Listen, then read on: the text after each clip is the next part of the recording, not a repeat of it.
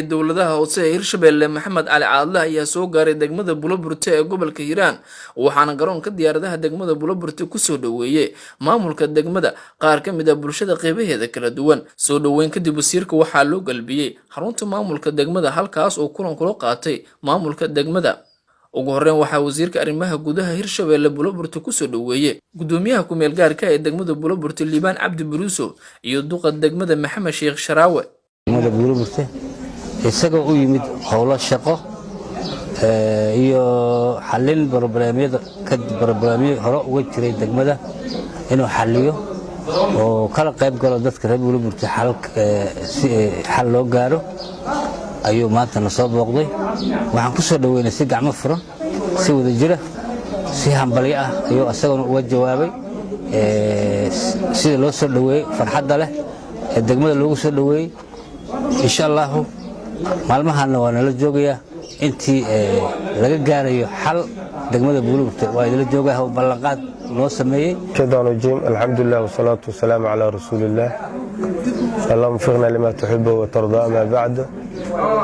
anigoo ku hadlay magaca maamulka degmada Buloburte maanta waxaan soo gaaray wasiirka wasaaradda arrimaha gudaha Professor Caadle ayaan ku soo dhaweynay degmada Buloburte maadaama ay maalmahaani is-afwaam waay ama khalaas ay ka socdeen oo sidaas u sii buurneen mudaharaadyo iyo waxyaabo sidaas oo kaleento ah haddana kulay waxaan rajaynaynaa wasiirka markuu noo yimaado ama noo yimid khayr ayaan rajaynaynaa inay noogu dhammaadaan bulshada qaybaheeda kala duwan ayaa u ballaminay inuu qayb ula kulma ayaa rajaynaynaa hadduu la yiraa insha Allah ilaahay waxaa ka baryaynaa ama ka rajaynaynaa howshaas inay wanaag noogu dhammaan doonto ugu dambeyn wasiirka arrimaha gudaha ee dowladaha hoose ee Hirshabelle mudane Maxamed Cali Caadle ayaa ka warbixiyay socdaalka uu ku soo gaaray degmada Buloburte ee gobolka Hiiraan waa ilaahay mahadiis inaan imid degmadiyo magaaladiyo degan oo aan wax buuq iyo wax dhiba midna aysan ka jirin oo nolol maalmeedkeeda caadiga ahaa iyo si u soo jirtay u socota inaan imaado aad ayaan ugu faraxsanahay